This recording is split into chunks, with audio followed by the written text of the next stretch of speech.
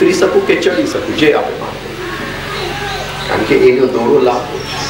અને અમુકનો છે આમથી આમ.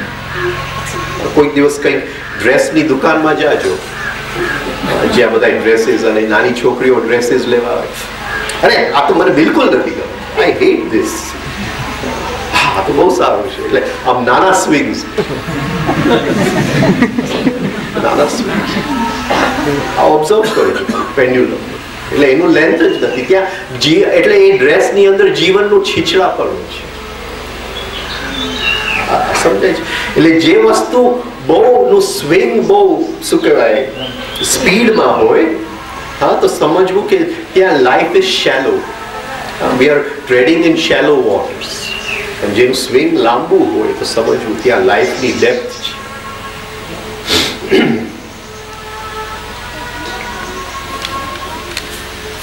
અને સૌથી મોટી જે સ્વિંગ છે એ આપણું છે, બિટવીન બર્થ એન્ડ ડેથ.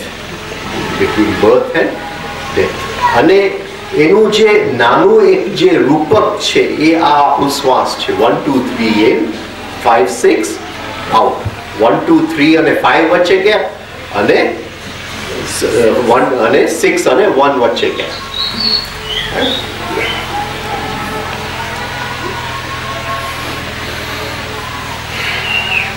આ જે નિયમ છે પેન્ડ્યુલમનો નિયમ, એને આપણે ત્યાં શાસ્ત્રની અંદર યમ કહેવામાં આવે છે.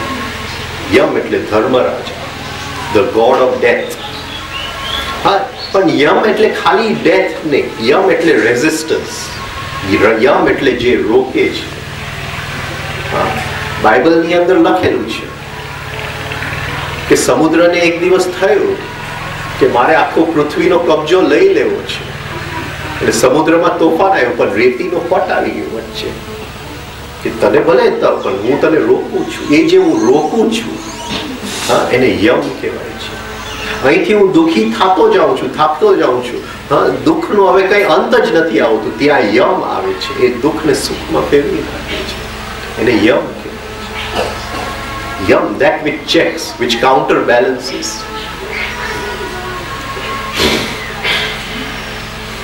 બાઇબલમાં એમ પણ લખે છે કે the trees of the forest, જે ઝાડ હતા, એને એમ થયું કે આપણે આખો પૃથ્વીનો કબજો લઈ લઈએ.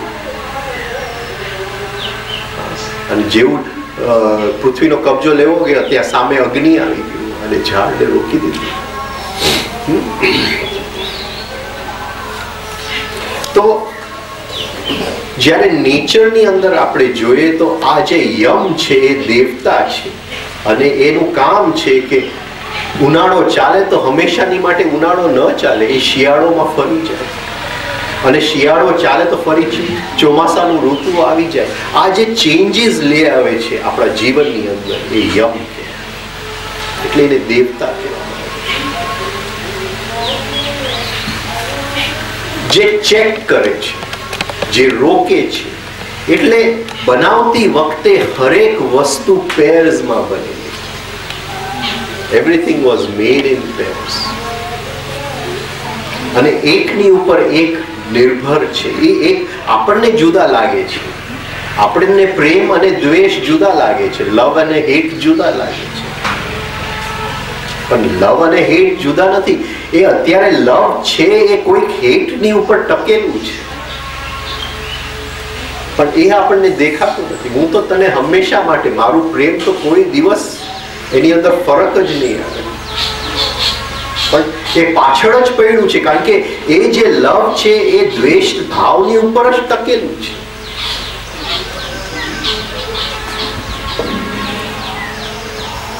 both are born at the same time. બેઉનો જન્મ એક સાથે થાય. જેવું હું કોઈકના પ્રેમમાં પડું છું એ જ વખતે એને સાથે દ્વેષ ભાવ અંદર ઉત્પન્ન થાય છે. ખાલી દ્વેષ અનકોન્શિયસમાં છે અને પ્રેમ કોન્શિયસમાં છે. both are born at the same time. બેઉનો જન્મ એક જ સાથે થાય છે.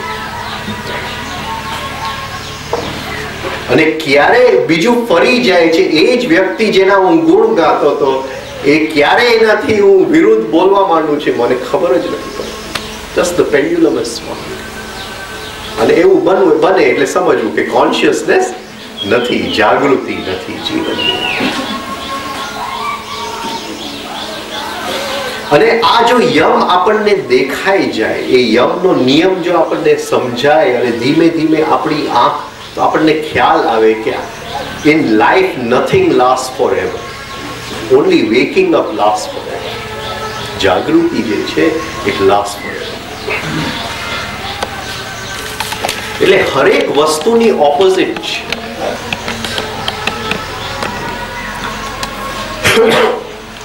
આ જે ઓપોઝિટ છે એને પતંજલિએ નામ આપ્યું વિપર્યય. હરેક વસ્તુનું ઓપોઝિટ છે અને એ વસ્તુ જે ટકે છે એ એના ઓપોઝિટના કારણે ટકે છે.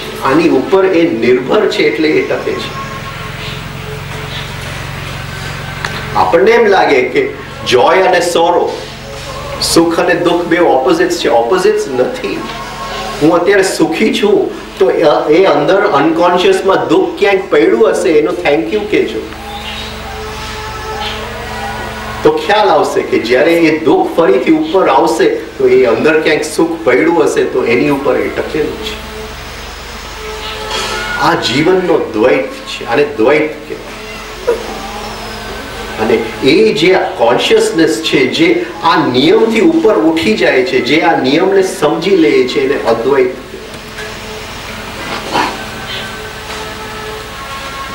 એ એકેમાં ફસાતો નથી.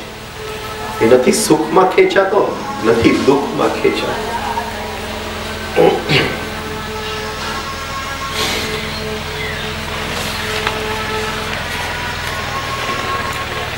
પતંજલિ કહે છે વિપર્યયો મિથ્યા જ્ઞાન અતદ્રૂપ પ્રતિષ્ઠ. વિપર્યયો એવું જ્ઞાન જે એની ડિપેન્ડન્સી, જે તે તદ એટલે તે, રૂપ એટલે એનું જે રૂપ છે એ અપ્રતિષ્ઠિત છે. અપ્રતિષ્ઠિત શું કામ? કારણ કે it is dependent upon something else. આપણું પ્રેમ એ અંદર દ્વેષ ઉપર ડિપેન્ડન્ટ છે એટલે એ અતદ્રૂપ છે, એ મિથ્યા છે. આપણું પ્રેમ, જેને આપણે પ્રેમ સમજીએ છીએ, એ મિથ્યા છે. મિથ એટલે રેસિપ્રોકલ, જેનું ઓપોઝિટ છે મિથ. એટલે જ્યારે પતંજલિ કહે છે રાઈટ નોલેજ અને રોંગ નોલેજ, પ્રમાણ અને વિપર્યય, રાઈટ નોલેજ અને રોંગ નોલેજ, એ કે રોંગ નોલેજ નું ડેફિનેશન શું? તો આપણું આખું જીવન જે છે એ મિથ્યા જ છે. કારણ કે જે કંઈ આપણા જીવનમાં બને છે એ એના ઓપોઝિટ ઉપર ટકેલું છે, એના વિરોધ ઉપર ટકેલું છે. એટલે એ કહે છે અતદ્રૂપ પ્રતિષ્ઠા. એનું રૂપ પ્રતિષ્ઠિત નથી. એ શું કામ પ્રતિષ્ઠિત નથી? એ પોતાના મેળે પોતાના પગ ઉપર ઊભું નથી રહી શકતું. કારણ કે જ્યાં સુધી બીજો નથી ત્યાં સુધી એ ઊભું નથી રહી શકતું. વિપર્યયો મિથ્યા જ્ઞાન અતદ્રૂપ પ્રતિષ્ઠા. પોતાની કોઈ પ્રતિષ્ઠા. એટલે આ રિધમ ઓફ લાઈફ જે છે એની અંદર જે આ સ્વિંગ્સ જે છે એ જો આપણે સમજી શકીએ, તો એમાંથી ક્યાંક જો એમાંથી નીકળી શકાય તો ત્યાં જાગૃતિ છે. જે વસ્તુ આ નિયમમાં ફસાતી નથી, આ પેન્ડ્યુલમના સ્વિંગમાં ફસાતી નથી, એને જાગૃતિ કહેવાય.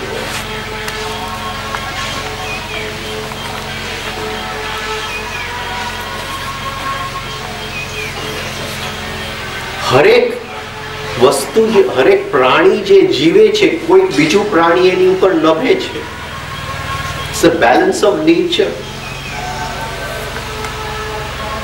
જે વર્ષે જીવડા બહુ વધી જાય છે તો એ વર્ષે પછી દેડકાઓ પણ ખૂબ વધી જશે. આ નિયમ છે.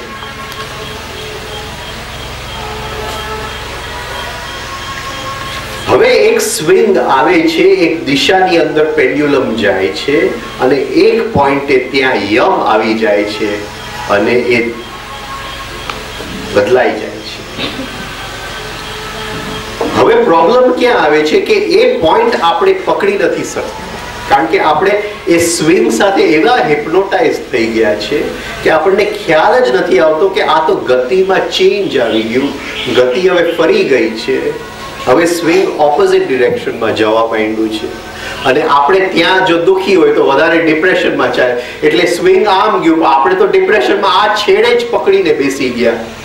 હા, અને ફરીથી આ છેડે આવશે, આપણને દેખાશે પણ નહીં, ફરીથી દુખી આવશે એટલે વધારે દુઃખમાં આપણે પડ્યા જઈશું.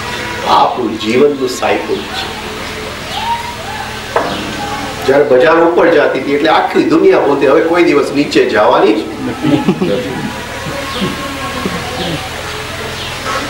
માણસ એને બે ફોર્सेस દેખાતા નથી. જાગૃતિ જે ત્રીજું ફોર્સ છે એ તો જોવાનું બહુ મુશ્કેલ છે. એને બે નથી દેખાતા, આ સ્વિંગ જ નથી દેખાતા.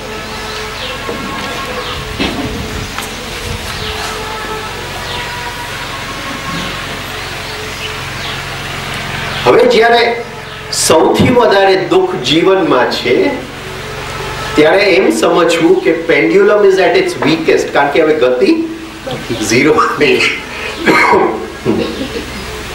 એ જ રીતે સુખની અંદર જ્યારે સૌથી વધારે સુખ જીવનની અંદર છે ત્યારે જાગી જાજો કે કંઈક હવે ગતિમાં ફેરફાર આવવાનું છે.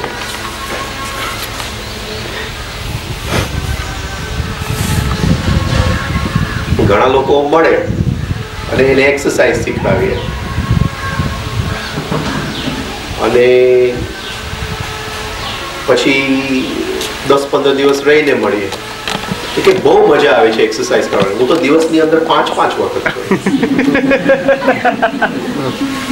એટલે હું સમજી જ જાઉં કે હવે આ પૂરું, હવે આ ગતિ છે ને જે સ્પીડમાં આમ ગઈ એટલા જ સ્પીડમાં આમ. 6 મહિના પછી પણ આ મૂકી દીધું, પછી બહુ ફેરફાર નતો ને પછી આર્ટ ઓફ લિવિંગ વાળો આવી ગયો ને એમાં જરા વધારે મજા આવે.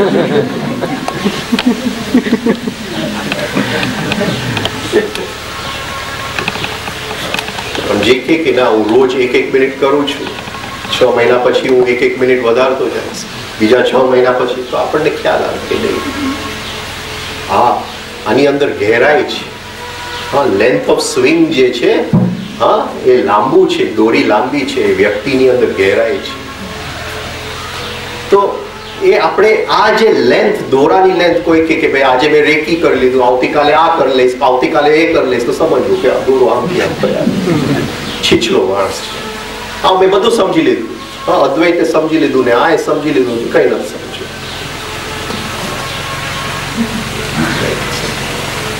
ઘણી વાર વાત કરતા હોય રાઈટ. એટલે જ્યારે વ્યક્તિ મળે ત્યારે પહેલો એનો દોરો લઈ જોઈ લેવું કે કઈ લેન્થ ઓફ સ્વિંગ છે, એટલે આપણને એ વ્યક્તિની છીછલાપણું કે ગહેરાઈ ખબર પડી છે. જો 5-5 મિનિટે બદલાતું હોય, અમુક વ્યક્તિઓ 1 સેકન્ડ એક જગ્યાએ ન બેસી શકે, અહીંયા બેસે પછી 5 મિનિટ પછી બીજે બેસે, પાછું બીજે બેસે, એટલે સમજવું કે અહીંયા લેન્થ ઓફ સ્વિંગ લાંબી છે, ગહેરાઈ ઓછી છે.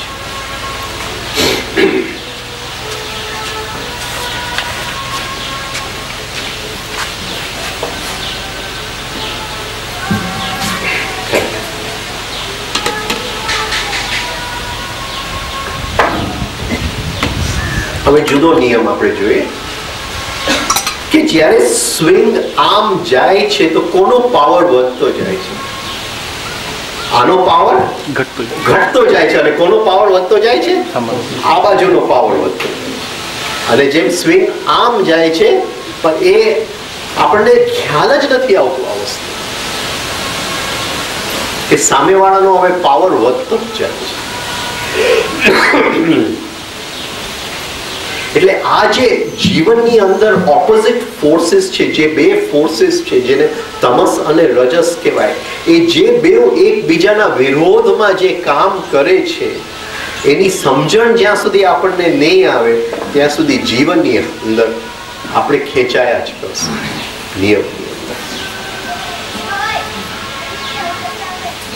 હવે આ નિયમમાંથી મુક્ત થવા માટે પહેલી કઈ વસ્તુ સાયકોલોજીકલી આપણે મુક્ત થવું પડે? કેમાં?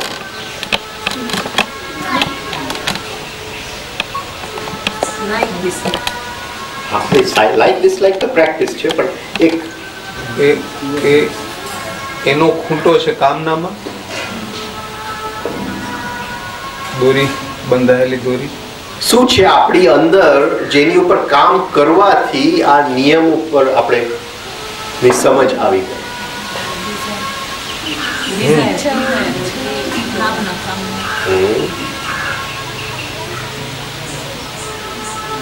હું કહું કે મને તો શિયાળો બિલકુલ નથી ગમતો, મને ઉનાળો જ ગમે છે. શું થયું? સમથિંગ મોર.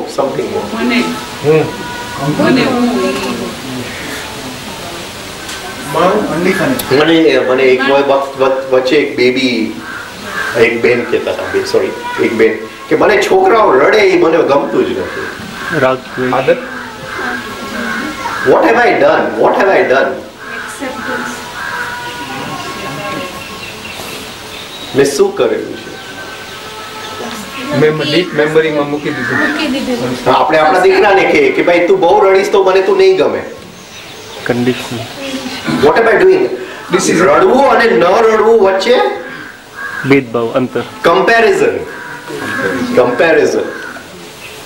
આ સમજાય છે? We compare everything in life. Compare ને શું કહેશું ગુજરાતીમાં? સરખામણી કરીએ છીએ. We always compare. થોડો વખત લગ્ન કરો એટલે મારી પત્ની, મારી ફ્રેન્ડની પત્ની છે ને એ તો ઘર બહુ સારી રીતે સાચવે, તું નથી સાચવ. કમ્પેરિઝન. માં કમ્પેર કરશે, ભાઈ ઓલો લોકો તો 100 માર્ક લે આવ્યો, તું કેમ 80 માર્ક લે આવ્યો?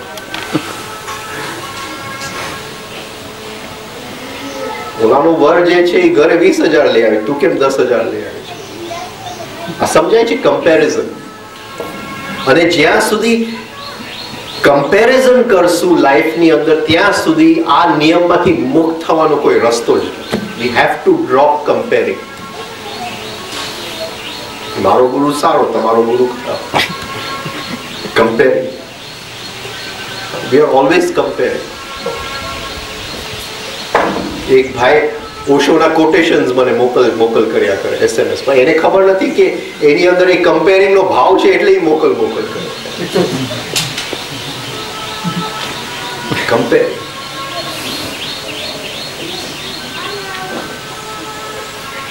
અને જ્યાં બહુ અઘરું છે, એક જીવન બહુ ટૂંકું છે આ કમ્પેરિંગ માંથી મુક્ત થવા માટે. ઓલવેઝ આપણે સરખામણી કરતા અને એ ખ્યાલ નથી કે આ જેની સરખામણી કરે છે આ ઓછો માર્ક લે આવ્યો છે, ઓલો વધારે લે આવ્યો છે એટલે જ આ ઓછું લે આવ્યું, અને એ વધારે લે આવી શક્યો, આ ઓછો લે આવ્યો છે એટલે એ વધારે. આ બેઉ એકબીજાના પૂરક છે એ આપણને ખ્યાલ જ નથી આવતું. We are always fighting with life. Always આ બેઉ પેન્ડ્યુલમના છેડા છે અને એક છેડો બીજા છેડા ઉપર ટકેલું છે.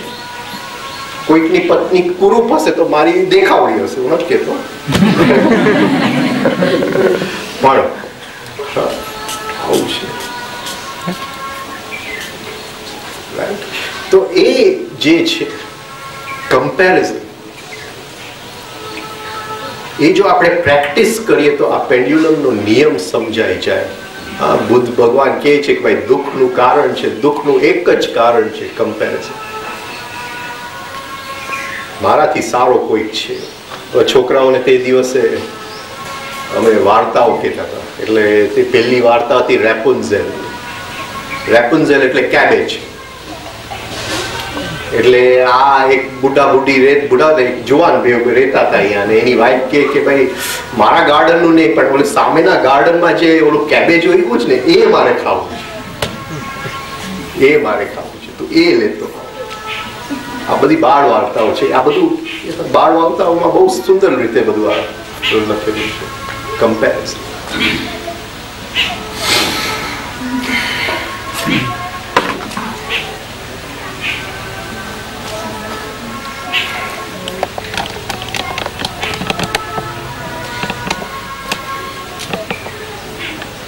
એટલે એક ડબલ થિંકિંગ આવવું જોઈએ આપણા જીવનની. આ જે ડબલ થિંકિંગ છે એને વિવેક કહેવાય. વિવેક, અરે એ તું ઓછું માર્ક લે આવ્યો, એક મિનિટ, પણ કોઈક સારું લે આવ્યો હશે એટલે તું ઓછું લે. આ પૂરક છે. અને જ્યારે પૂરક છે ત્યારે જીવન પૂર્ણ છે. જીવન પૂર્ણ છે તો હવે બે છેડા નથી, એક સર્કલ છે. એ જેવી દ્રષ્ટિ અંદરથી ખુલી જાય છે, we go the whole circle, એમાંથી મુક્તિ મળી જાય છે. પછી આપણે ઝૂલતા નથી, આપણે ગ્રાઉન્ડ જાય છે. અને જ્યારે તાવડિયાજી કહે છે we have to climb up the ladder, કે life is a spiral movement. We have to climb up the ladder. પણ જ્યાં સુધી આપણે ઝૂલીએ છીએ ત્યાં સુધી આપણે ક્લાઇમ્બિંગ નથી કરતા. અને જાગૃતિ જે છે એ ક્લાઇમ્બિંગનો વિષય, ઉપર ચડવાનું છે.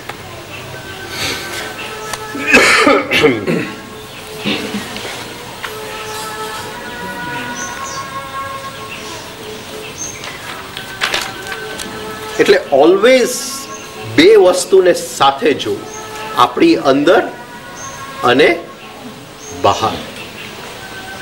જેવું આપણે કોઈને પણ કંઈ કહેવા જાય તો જરા જોજો કે એનું ઓપોઝિટ છે કે કેમ.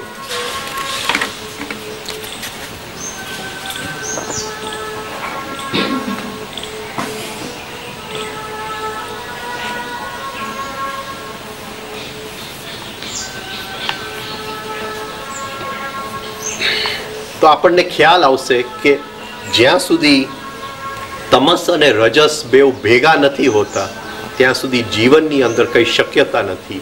આ બેવ સાથે હોય તો જ જીવનમાં કંઈક બની શકે.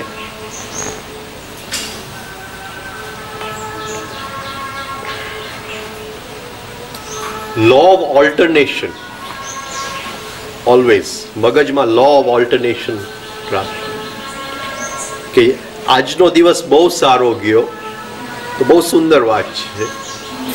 હા, પણ માંગ નહીં કરતા કે આવતીકાલ સારું જાય, બાકી આપણે એક છેડામાં ડિપ્રેશનમાં આવી જશું અને એ તો સ્વિંગ થવાનું જ છે.